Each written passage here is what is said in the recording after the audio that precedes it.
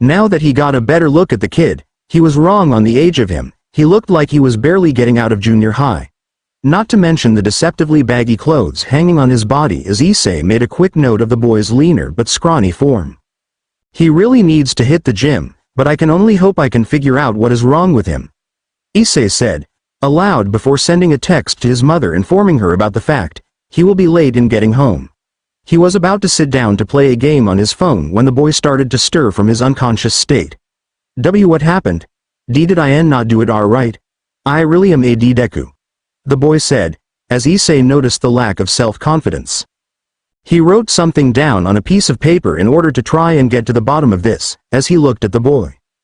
Well, that's some really low confidence in yourself. Why did you try and jump? Issei asked, a bit blunter than he should have.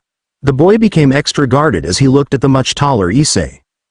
Don't worry, little guy, I'm not here to hurt you. I saved you from your little suicide parade, Issei said, with a chuckle at his own dark joke. I was trying to do that. Why do you care? The boy asked, trying to make himself as small as possible. Well, I just noticed as I was walking at the bottom of the building that you were up here about to do something you might regret. So I came up to make sure that you don't think that way again, Issei said, as he sat down across from the boy to make himself appear as non-threatening as possible. He made another note that the boy was extremely skittish, something else he knew was conditioned into the boy, not to mention the stuttering. Sorry for wasting your tea time. I will make sure to go somewhere else next tea time, the boy said, as Issei shook his head. You don't have to take that way out, you know. You could try and prove whoever told you to do that wrong, Issei asked, with a quip as the boy vehemently shook his head. I can't do that. Even the number 1 H hero told me. That I see can't become a H hero like him, the boy said, as Issei nodded. Well, what is the reason for All Might to say that to you though? Issei asked, prying for more answers. He noticed the faint bruising of a burn scar on the boy's left shoulder and marked off something else under peer-like abuse. He wasn't liking where this was going. All Might told me that being a quirkless hero is unheard of. That I would be basically get myself killed. So he tried to make me take a path that doesn't have much problems with me, the boy said, as Issei made to ask another question. What's your name, Squirt? Issei asked, with a small smile. Midoriya Izuku. And I would like it if you left me alone, Izuku said, as the boy got ready to leave. Do you have anywhere to live? Issei asked, as the boy nodded. Well, why don't we get you there and back to your parents? Issei asked, as he helped the boy stand up. Because my mother isn't home right now. My dad is over in America in order to pay our bills, Izuku said, as he lied about his father. Well shit, when does your mother come home? Issei asked, as Izuku looked at him. She hasn't been home in a week now, Izuku said, as his heart started to clench.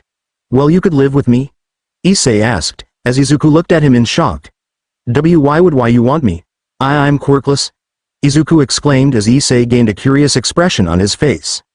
Well, if you're quirkless, what can you do that will be different from heroes? Issei asked, as the boy thought about his answer. Then he pulled out a waterlogged and burnt notebook and showed it to Issei as the boy smiled. Found something he takes pride in. This might be a way for me to get him to trust me, Issei thought as he let out a smile. Well, what is in that notebook? Issei asked, curiosity now shown. It's a notebook I made on heroes and villains, even some vigilantes as well. It marks down their quirk, their skills, their fighting style, as well as their strengths and weaknesses with their quirk use, as well as other ways for them to use their quirk to become better at what they do, Izuku said, as the boy held the notebook to his chest. Well, from what I can see, you already have what you need to become a good hero, Issei said, standing up and giving Izuku his boots as well as note. Why you didn't read my letter? Izuku asked, as Issei nodded. I didn't, want to intrude onto your life through the letter. And personally, if it has some dirt on some people, you should probably tell someone about what you went through, Issei said, as the boy thought about his next move. Issei wrote something else down in his notes that talked about Izuku. He's really skittish, has signs of abuse, neglect as well as many other factors. Not to mention the burn on his left shoulder. He was being abused by his peers then, since his mother probably doesn't know about this. And from what I can see about his emotions, my quirk is telling me that he is repressing a lot of rage. 10 years worth of it. Fuck. I would really hate to piss him off. Issei thought to himself. Hyoudou Issei. Quirk. Empathic scanning. By making eye contact with a specific individual, he can see what their true feelings are about something or someone. He can even send physical waves in order to calm someone down. Is really blunt when talking to others, and because of his empathic abilities, wishes to become a harem king. Also, because of his quirk he can be really perverted, so watch out for him looking at women. I don't want to go home. There's just too many bad memories. Is there a place where I can start over? Izuku asked, as Issei looked at the boy. He was now looking to Issei for an answer as Issei thought about the boy in front of him as if he was from an otome game. He's the shy and timid character from a girl's otome game. But I'm not a girl. I know, I will make him my brother. Just keep him away from all the perverted stuff though. Issei thought to himself. Well, if you don't wish to return home, you can live with me and my family? My mom and dad had always wanted a daughter but couldn't because of my mother's complications with me at birth. So I could make sure that they could adopt you? Issei asked as Izuku looked at him in awe, but also a guarded expression. There has to be a reason for you to want me like this. What do you want me to do for you? Izuku asked, more guarded than before. Nothing. I mean aside from staying out of my room, there's too many perverted things I have that I don't want you knowing about. Issei said, as Izuku gained a curious expression. What are you talking about? Izuku asked, as Issei fell anime style. Didn't your mother tell you about the birds and the bees? Issei called out, as Izuku merely tilted his head in confusion. A question mark appearing over his head. Well, you will learn about that kind of thing in high school. Don't worry, little guy, I will make sure that you are protected. You hear me? Issei declared as Izuku didn't know why, but this boy was making a good job at getting him to trust him. I still want to know why you were talking about. What perverted stuff were why you were talking about? Izuku asked, as Issei felt his heart clench. You will find out when you're older, or you can ask my mom and dad. We need to head out if we are to make it to my home though. Have any clothes you wish to bring? Issei asked, as Izuku made another question known. How will I let my mom know that I don't want to live with her anymore? She had been neglectful before, but she's still my mom. I didn't see her this morning and she left a note stating that she'd be gone for a while. Izuku said, as Issei got the meaning quickly. Let's just head out of here, okay? Just leave your life of heroism as well as villains back here and look to the future. Because after today, I will be getting you a harem, Issei declared as Izuku blushed crimson. Why you don't have to do that? Izuku said, waving his arms around. Nope, but I will do it anyway. You need the love of both a parent and peers badly. So it's my mission to make sure that you are safe from any and all danger, as well as train that body of yours to become similar to a masculine male at peak physique. Issei said, laughing. That is the end of the chapter. I hope you all are happy with how things went. I know that it got pretty dark for Izuku here in this first chapter. I can only hope that you forgive me that from now on, it will get dark since we will be getting flashes of Izuku's past in the next few chapters. They will be flashbacks from his perspective. Issei still has the boosted gear. Izuku will just have a really high amount of magical power that will be capable of being sensed. I hope you all are happy with this kind of thing and see you all later. Green and Black Devil. One chapter summary. Izuku is now on a train moving towards Kuoh Town with a new friend, but as time passes on, the Hyoudou family makes their mark on his heart. Although, for Issei Hyoudou himself, he's struggling to continue his life as an unrepentant pervert as he tries to help Izuku get better from his near-death experience. Issei's parents also put Izuku inside a new middle school, far away from the bullies within the city of Musutafu. Thank you all for the love and support on the previous chapter. I want you all to inform me whether or not you want Izuku to be a full-blooded devil or a partial devil, since that would require him to belong to one of the devil families within the supernatural world. If you all have an idea as to who he would belong to in that current order, please inform me in the comments down below. Let's begin.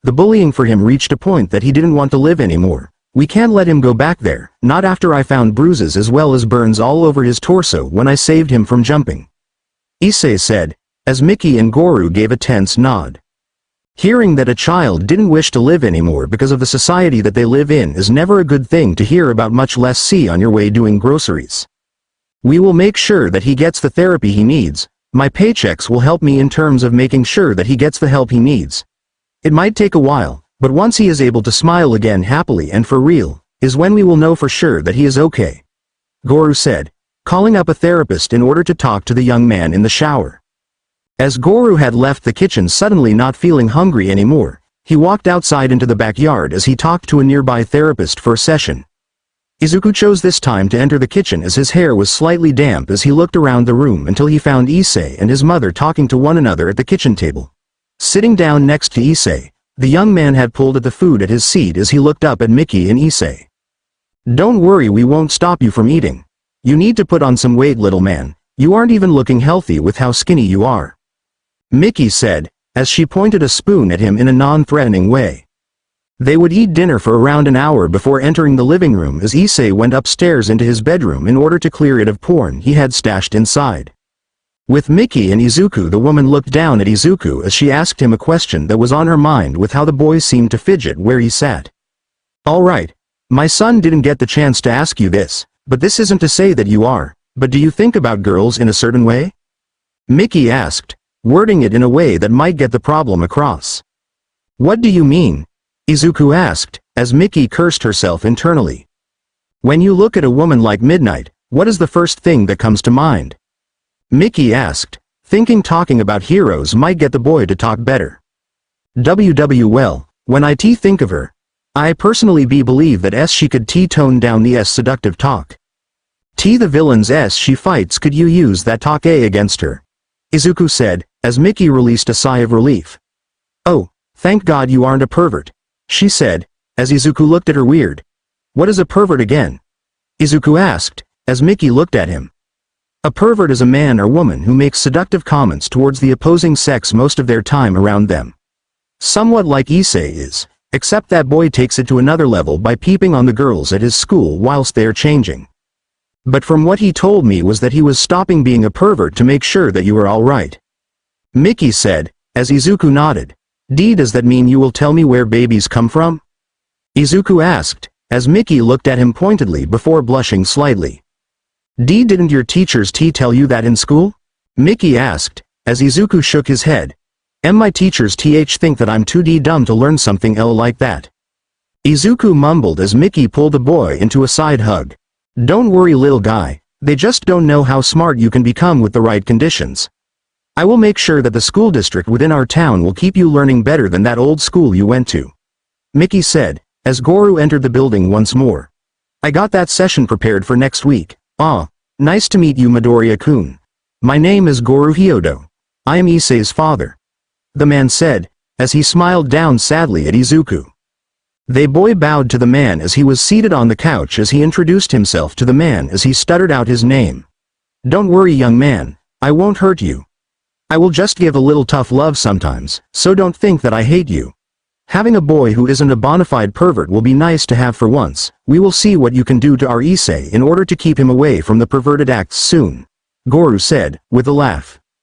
The next day Izuku woke up in the spare room as he looked around the space as he thought about the previous day's events. He couldn't stop the smile coming to his face as he found a small family that would protect him as well as help him with his issues.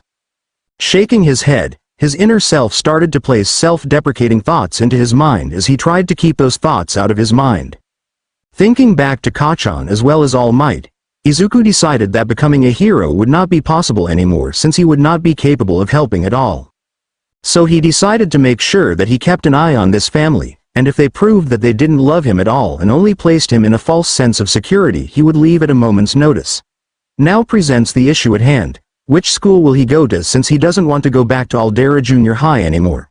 He left his bedroom as he walked down the stairs only to see Mickey on the phone as well as Issei sitting in his seat eating breakfast. Hey there, little buddy. I will be showing you around the town, so you don't get lost. Issei said, as Izuku looked worried. What about wire classes? Izuku asked, as the boy thought about it before smirking. Well, nobody said anything about me going today. I want to really show that I meant what I said about being your honorary big brother. Especially since I kind of adopted you as my little brother, so that means I need to show you around the place like the big brother should. Issei said, smiling at Izuku. Sitting down at the table, Izuku started to eat breakfast as Miki finished her conversation on the phone with whoever was on the other line. Well, that was Kuoh Junior High. They said that they would take Midoriya into their school so long as they knew about what was wrong with his previous school. Not only that, but they want to give the boy some tests since the information they got from Aldera Junior High stated that he was a delinquent. But from what I told them, the boy isn't even close to being able to hurt a fly from what I have seen. So Issei, you will have to postpone the town showing so that I can take Izuku to Kuoh Junior High so he can take his tests. Miki said, as Issei frowned and felt dejected. Izuku patted the boy on the back as he smiled at him for a moment as he spoke. Don't worry. We can go tomorrow? Izuku asked, as he looked over at Miki as the woman nodded. It wasn't much longer before the mother and adopted son had left the house in order to have him take some tests considering his class scores were below average at best and completely fabricated. Especially since the teachers on the phone with Aldera didn't trust the teachers from Aldera to tell the truth. They didn't look at him with a sneer or pity when they heard his quirkless diagnosis. In fact, they were happy to hear it. So as Izuku entered the middle school, he was brought around to a testing room with a teacher sitting in his seat at the front of the room. Hello, Miss Hyoudou. I'm sure you know me already? The man asked, as Miki nodded. Well, young man, my name is Takahashi Tadarigane, and I am the science teacher at this school. IHPE to see your mind. The man said, as he gave the boy a pat on the head.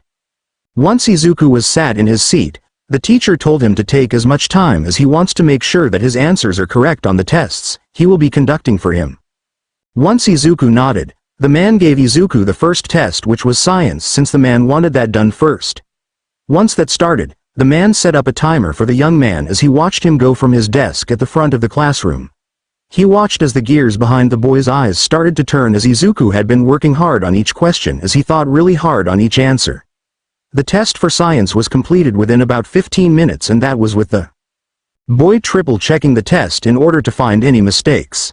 The other tests came and went, as they were either too easy, or they were too difficult for the boy to handle. Once the science teacher had taken all the tests, he received back from Izuku. He told Miki that he would take the tests into another room to see if they were correct with another teacher and that they could leave, and he would give them a call later on in the day. What they didn't know was that the teacher that was looking at Izuku as he left smiled at the boy as he looked down at the tests in his hand. With Miki and Izuku gone from the school, the man brought the test scores towards the faculty of Kuoh Junior High. Hey Takahashi, what's wrong? Another teacher asked, as he looked over at the man. Fushinoda, take a look at these tests. And tell me what you think about the answers.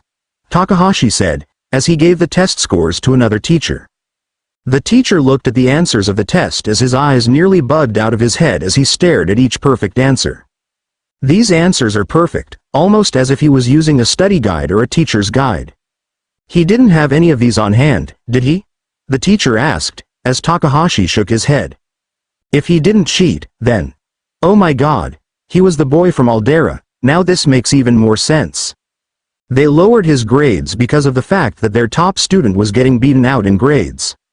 The teacher said, as he started to show the test scores to the other teachers in the faculty room. It got to the point that the principal of the school, Miss Citri, had entered the room and looked at the test scores herself. Who is the child who took this test? These answers are way too perfect to be a human. The woman said, as the rest of the faculty looked at her. You mean? One of the teachers looked at the principal in shock. Yes, these answers are that of the long-lost clan to the devil faction. The Citri woman said, as one of the teachers looked at the woman. Which clan was it? Takahashi asked, concerned. It was the Halfus clan, only they could ace a test like this within 15 minutes for each one.